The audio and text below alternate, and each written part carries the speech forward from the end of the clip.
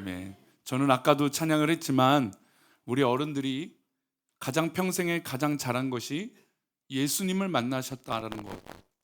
참 그것이 저에게도 동일한 믿음의 고백이 됩니다. 믿음의 자녀들이 왜 교회를 가고, 믿음이 없는 자녀들이 왜 교회를 가고 돈도 없는데 왜 헌금하고 시간과 마음을 다 써서 때로는 왜 상처받고 왜 그래? 뭐 그런 현실적인 말을 할 때가 있죠. 그럼 참 마음이 아프기도 합니다. 그럼에도 우리 부모가 어버이가 가장 잘한 것은 정말 주님을 만났기 때문인 것이죠. 우리 어른들이 정말 신앙의 삶을 기쁨으로 하나님 앞에 살아오셨기에 지금 우리 교회가 감사가 넘치는 것입니다. 물론 우리 교회 안에도 불안 요소들이 있습니다. 걱정되는 것도 있습니다. 하지만 더 큰 그림을 보면 참 감사할 일이 많죠. 이 많은 감사 중에 무엇보다 예수님을 만나셔서 지금의 우리 교회까지 성장하고 또 함께 식구가 되기까지 지금 우리 어른들의 헌신과 수고와 주님을 만난 그 축복과 은혜가 있었기 때문에 가능한 것이죠. 가만 보면 어린이 주일보다는 오늘 어버이 주일인데 어버이 주일날 우리 어린아이들이 더 많이 왔어요. 어린이 주일에는 오히려 가족별로 시간을 보내기도 했지만 오히려 어버이 주일에 우리 아이들이 더 많은 거 보니까 참 기쁘고 감사합니다. 이런 은혜가 있는 건 바로 이것은 우리 어른들의 기도가 있기 때문에 가능한 것이죠. 가정마다 자녀들이 교회에 오며 신앙을 회복하는 것을 위하여 기도하는 것이죠. 저도 그래서 기도하고 있습니다. 저도 가장 먼저 기도하고 있는 것 중에 하나가 무엇이냐면 우리 성도들의 가정마다 믿음을 잃어버린 자녀들이 너무나 많아요. 그래서 그 자녀들을 제가 모르거나 관심이 없다면 이렇게 잊어버릴 수도 있고 모른 척할 수도 있는데 제가 또 알고 있는 자녀들이 참 많아요. 그래서 우리 자녀들이 어떻게 하면 예수를 만날까, 또 상처받아서 교회를 떠난 우리 자녀들이 있으니까 그 상처를 어떻게 하면 이겨낼 수 있을까 하는 그 기도가 늘 첫 번째로 헤어지게 됩니다. 요즘 세대의 교회를 싫어하고 멀리하는 이유들이 각자에 다 있죠. 그런데 우리 교회를 보면 우리 자녀들이 그런 부정적인 것들이 조금이나마 걷어지고 없어지는 그런 건강한 교회가 되기를 소망합니다. 물론 세상의 기준으로 그런 요소들이 있다고 해서 좋은 교회가 되고 자녀들이 빨리 회복되고 그런 건 아닙니다. 예수님 만나야 변화가 되는 거죠. 물론 예수님을 만나야 이것이 우선적인 거지 그런 요소들이 해결된다고 없던 신앙이 생깁니까? 그런 건 아닙니다. 구원은 언제나 1대1이고 예수님 만나는 건 언제나 개인적인 것이기 때문에 개인의 고백이기 때문에 그렇죠. 옆에서 아무리 누가 뭐라고 해도 내가 예수님 만나지 않으면 아무 소용이 없는 겁니다. 물론 그게 제일 중요하죠. 그럼에도 불구하고 교회가 어떤 이런 턱이 있거나 문제가 있어서 예배에 나오고 하나님 믿는데 방해가 돼서는 안 되죠. 하나님의 영광을 가려서는 안 되죠. 그래서 교회는 더 건강해지려고 노력할 것입니다. 힘쓸 겁니다. 그리고 우리 자녀들 가정마다 하나님의 은혜가 그렇게 넘치기를 소망합니다. 저는 그래서 매번 기도할 때마다 자녀들을 위해서 기도하는 걸 잊지 않아요. 우리 자녀들이 정말 어떻게든 믿음 생활하고 하나님 은혜 가운데 있기를 소망하는 마음으로 늘 기도하고 있죠. 그런데 우리 자녀들에게 어떻게 그 신앙의 영향력을 끼칠 수 있을까요? 말씀드린 대로 신앙의 삶이 좋고 이렇게 해주고 저렇게 하라고 하는 것이 우리 자녀들에게 신앙의 본이 될까요? 그렇지는 않습니다. 신앙은 본이 되어야 돼요. 잘해주는 것은 우리가 바라는 대로 되지 않을 수도 있습니다. 뭘 해결해주고 뭘 잘해주고 뭘 이루어주고 하는 것은 우리가 계획한 대로 되지 않을 때가 훨씬 더 많아요. 하지만 우리가 본을 보여주고 진심의 신앙의 모습을 보여주면 우리 아이들은 그것을 보고 배운다라는 것이죠. 예수님을 만나고 신앙의 삶을 사는 것은 부모가 대신해 줄 수 없는 것입니다. 그래서 우리는 본이 되어야 돼요. 이것이 우리의 숙제죠. 본이 된다는 게 말이 본이 되는 것이지 우리도 연약한 인간인데 어떻게 매번 모범이 되고 본이 될 수 있겠습니까? 그럼에도 불구하고 우리 자녀들에겐 진심의 모습을 우리 삶을 통하여 예수님 만난 그 은혜를 보여주는 것이 우리의 숙제라는 것입니다. 그래서 가정마다 믿음의 유산이 온전히 전해지시기를 소망합니다. 가정마다 믿음의 인가 구원되어지는 가정마다 복음의 은혜, 구원의 은혜가 넘치기를 소망합니다. 진짜 믿음의 은혜가 넘치기를 소망합니다. 저는 어버이 이 주일 때쯤 되면 우리 교육자들에게 선물을 하나씩 보냅니다. 뭐 선물을 보냈다고 해서 제가 잘했다라고 말씀드린 게 아니고, 우리 사랑하는 교육자들의 부모님을 꼭 위해서 기도를 해요. 근데 우리 부모님들이 기도가 있으면 우리 교육자들이 훨씬 더 이 목회와 신앙의 삶을 더 잘할 거라고 하는 기대감이 있기 때문에 그렇죠. 그래서 예전에는 전에는 우리 부모님을 초대하기도 하고 와서 예배도 드리고 제가 식사를 대접하기도 했습니다. 그렇게 하는 이유가 우리 부모들의 그런 기도와 신앙의 은혜가 우리 자녀들, 또 우리 목회자임에도 불구하고 우리 목회자에게도 흘러가게 돼야 되는 것이기 때문이죠. 바울 사도는 믿음의 자녀인 디모데의 모습을 보면서 이런 믿음의 유산이 흘러가는 모습을 보고 흡족했습니다. 어떤 은혜인지 한번 볼까요? 우리 디모데 후서 1장 5절인데요. 함께 읽겠습니다. 이는 내 속에 이 믿음은 먼저 내 외조모 로이스와 내 어머니 유니게 속에 있더니 내 속에도 있는 줄을 확신하노라. 내 속에 있는 내 속에 거짓이 없는 믿음이 있음을 생각했어요. 얼마나 귀한 믿음입니까? 디모데를 보고 바울 사도가 볼 때, 야, 너는 정말 진실한 믿음이구나 라는 것에 칭찬을 하는 겁니다. 근데 그 믿음의 모습을 보니까 바울 사도가 깨달은 게 있어요. 왜 이런 믿음의 모습, 이런 진실한 믿음이 어디서 오는가 봤더니 바로 너의 할머니, 너의 어머니, 그 두 분으로 인해서 그 믿음의 모습을 보니까 너도 그런 것이 당연하다. 부모의 믿음의 모습이 건강하고 온전하고 복된 모습을 보니까 자녀인 너도 그런 믿음의 모습이 당연하구나, 그런 생각을 하게 되고 판단을 하게 됐다는 겁니다. 이 거짓 없는 믿음, 이것이 어떻게 억지로 되겠습니까? 할머니와 어머니의 진정한 신앙의 모습을 본을 받았기 때문에 이 디모데에게도 그런 믿음의 모습이 있게 된 것입니다. 우리 성도들 중에서도 이런 모습이 있는 우리 부모님, 우리 할머니들이 계시는 걸 제가 알고 있어요. 지금도 연로하신 할머니, 우리 어머니가 교회에 새벽같이 교회에 기도하러 가시는 분도 계시고 지금도 눈물로 우리 자녀들을 위해서 기도하는 분들이 있어요. 근데 그런 가정들을 보면 힘들고 어려워도 그 기도 때문인지 결국 다시 일어서더라는 거죠. 참 그것을 늘 봐요. 그러니 우리의 기도, 또 우리 부모와 우리 할머니로부터 온 정말 우리 할아버지로부터 온 이 기도의 제목들이 얼마나 지금 우리를 살리고 있는지 모릅니다. 이 신앙은 주입이 된 게 아닙니다. 우리나라는 주입식 교육이 참 잘 돼 있는 나라죠. 그러나 이 신앙은 주입이 아니에요. 이 믿음은 자연스러운 전염입니다. 자녀는 부모의 뒷모습을 보고 자랍니다. 부모의 거칠의 신앙이 아닌 거짓 없는 믿음을 보고 우리 자녀들이 배우는 것이죠. 위선이 없는 진실한 신앙이 디모데에게, 또 지금 우리에게 신앙의 본이 되는 것인 줄 믿습니다. 자녀는 부모의 무슨 모습을 보여온다고요? 부모의 뒷모습을 보고 배운다는 것이죠. 그 뒷모습 가운데 믿음의 진실한 모습이 흘러가면 자녀들은 그 모습을 배우는 거예요.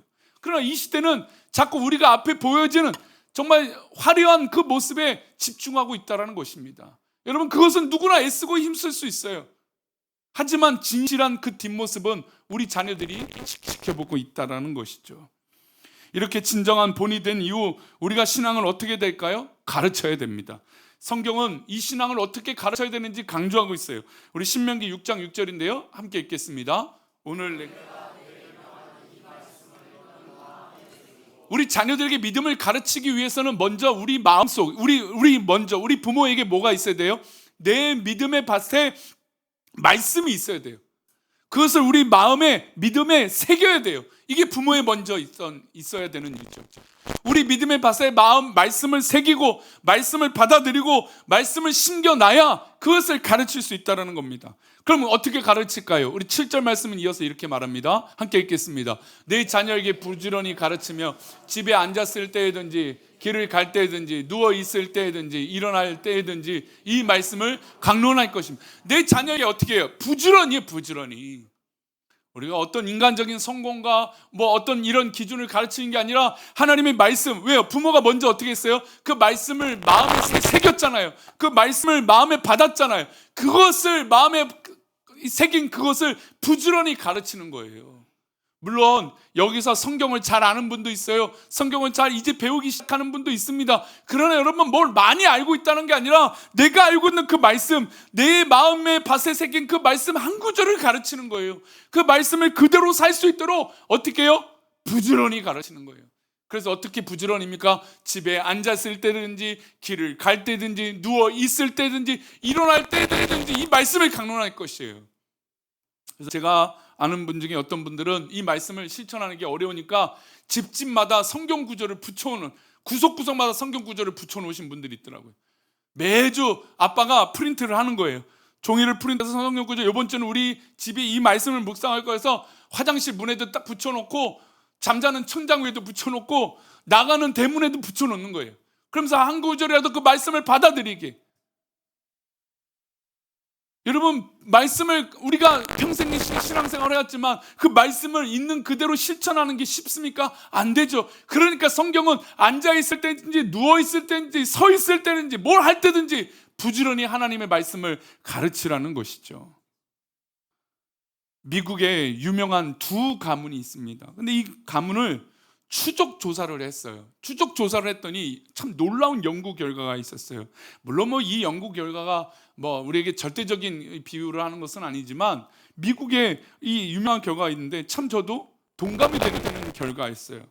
두 유명한 가문입니다. 한 가문은 참 멋진, 그래서 미국 사회에서 존경받는 믿음의 가문이 됐고, 한 집안은 너무나 문제가 많은 가문이 됐어요. 근데 그 가문을 쫓아서 올라가 봤더니 두 사람이 꼭지점에 있었습니다. 한 사람은 우리가 잘 알고 있는 또 신학자 중에 설교자 중에 위대한 우리 설교자였던 조나단 에드워즈라고 하는 사람이었습니다. 그리고 또 한 사람은 어떤 사람이었냐면 그 시대는 참 멋지고 잘 사는 것처럼 했지만 결국 방탕한 삶을 살았던 사람인데, 이 사람은 마르크스 주크라고 하는 사람이었습니다. 이 사람의 세월이, 가문의 세월이 흘렀습니다. 그들의 후손을 추적했더니 놀라운 결과들이 있었어요. 조나단 에드워즈의 가문에서는 부통령 1명, 대학 총장 13명, 교수 65명, 판사 30명, 목사와 선교사가 200명이 넘었습니다. 사회에 선한 영향력을 끼치는 수많은 인물이 되었죠. 뭐가 됐다는 게 중요한 게 아니라 어떤 영향력을 가지고 살아가고 있는 가문이죠. 물론 그 가문에도 실패한 사람이 있기도 했습니다. 하지만 그래도 그 가문의 뿌리를 보니 참 놀라운 뿌리에 근본이 있었다는 거죠. 근데 아까 말씀드린 주크 가문에서는 죄송합니다, 310명의 거지가 나왔어요. 150명의 범죄자, 100명의 알코올 중독자. 그래서 이걸 가지고 우리 신학자 중에, 이건 좀 저는 그게 신학자라고, 그 신학이 옳다라고 여기진 않지만 그 피가 중요하다라고 말하는 분들이 있어요. 근데 저는 동의하지 않습니다. 하나님 주시는 은혜는 각자에게 다 다르지만 그냥 그렇게까지 말하는 분들이 있어요. 가문의 피가 중요하다. 근데 이제 피가 아니라 가문의 색깔이겠죠. 근데 이 조나단 에드워즈는 그 위대한 목사, 이 설교가의 가문은 하나님 앞에 그렇게 쓰임을 받았다는 거죠. 제가 누누이 말씀드렸지만 뭐가 됐다라는 것에 초점을 맞추면 이 예화는 쓸모가 없는 예화입니다. 중요한 건 이 예화 가운데 그 가문의 시작인 이 목사의 가문 가운데 하나님 앞에 살았던 이 목회자의 가문, 지금도 이 조나단 에드워즈의 책은 우리도 지금 쉽게 익히 읽고 있는 책이거든요. 근데 그분의 가문에 이런 놀라운 선교사가 100여 명이 넘게 나왔다는 거예요. 저는 너무나 놀랍다는 것이죠. 반대로 아까 주크라고 하는 그 사람은 오히려 어떻게 됩니까? 사회의 보장을, 또 사회의 어떤 오히려 이 어려움을 더 초래하고 있다는 겁니다. 우리가 왜 믿음을 가르쳐야 될까요? 왜 우리 아이들을 좋은 것, 하나님 믿음을 왜 가르쳐야 될까요? 여러분, 믿음의 가치는 단순히 잘 먹고 잘 살고 남 부럽지 않게 사는 것을 가르치는 게 아니에요. 믿음의 삶은 삶을 통해서 선한 것을 깨닫고 어떻게 살아야 될지 가능하게 알게 하는 것입니다. 그래서 우리 아이들을 위해 뭘 해야 될까요? 눈물로 기도해야 되는 겁니다. 에레미야 애가 2장 19절은 그 눈물의 기도를 이렇게 말합니다. 함께 읽겠습니다. 초저녁에 일어나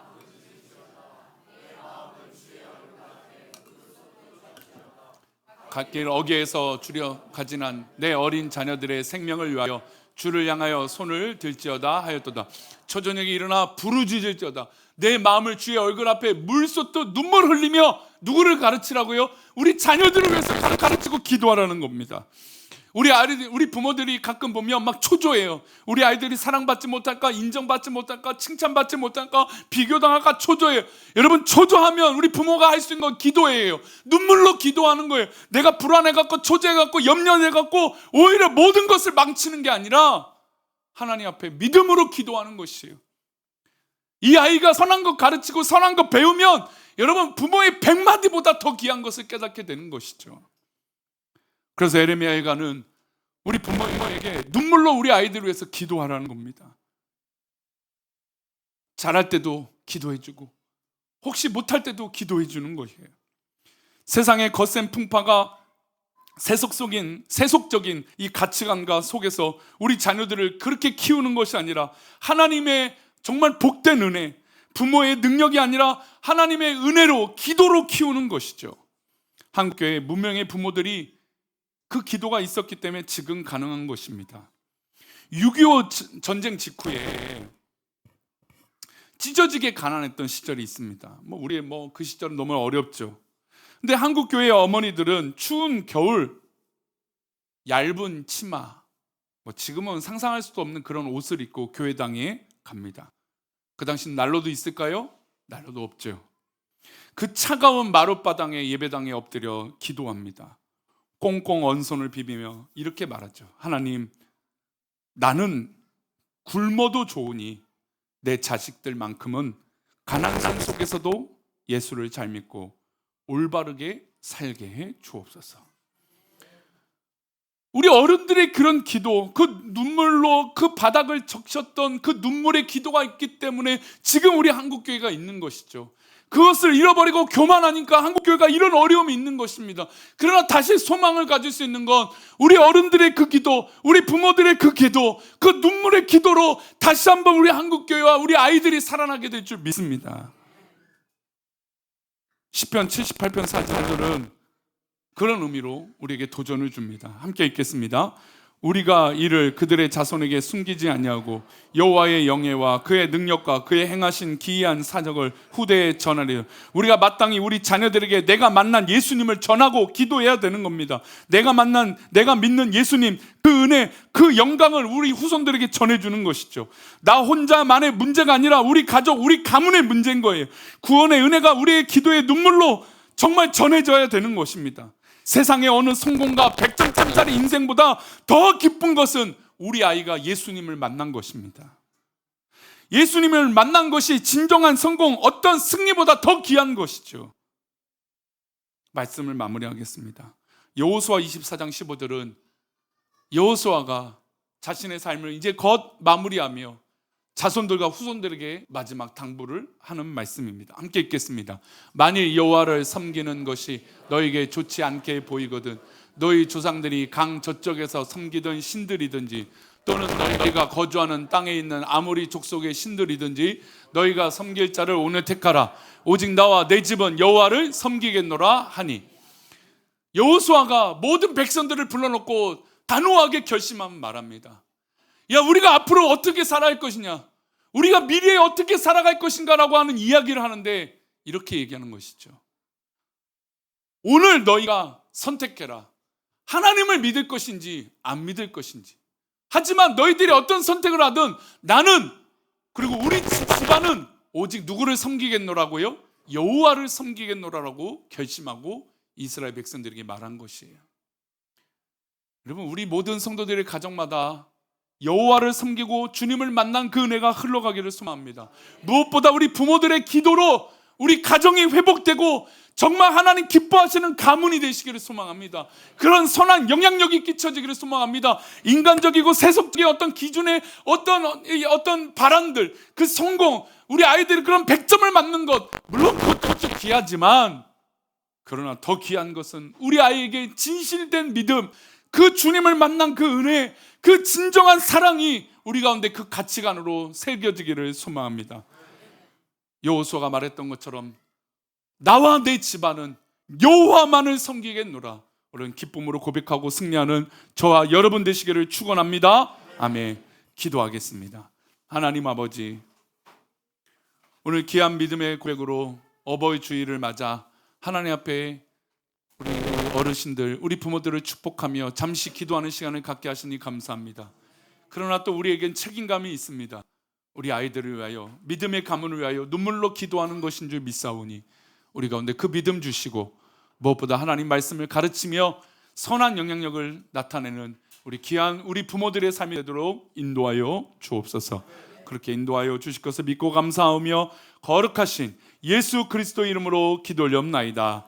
아멘. 축도합니다. 이제는 우리 주 예수 그리스도의 은혜와 아버지 하나님의 크신 사랑과 성령님의 감화 감동 위로 교통하심이 오늘 말씀을 듣고 우리 사랑하는 가족들마다 하나님 무엇보다 믿음의 가문이요, 하나님 기뻐하시는 가문이요, 그렇게 서 있기를 소망하는 우리 귀한 성도들의 삶 위에, 가정 위에 이제부터 영원까지 함께 계시기를 간절히 축원하옵나이다. 아멘.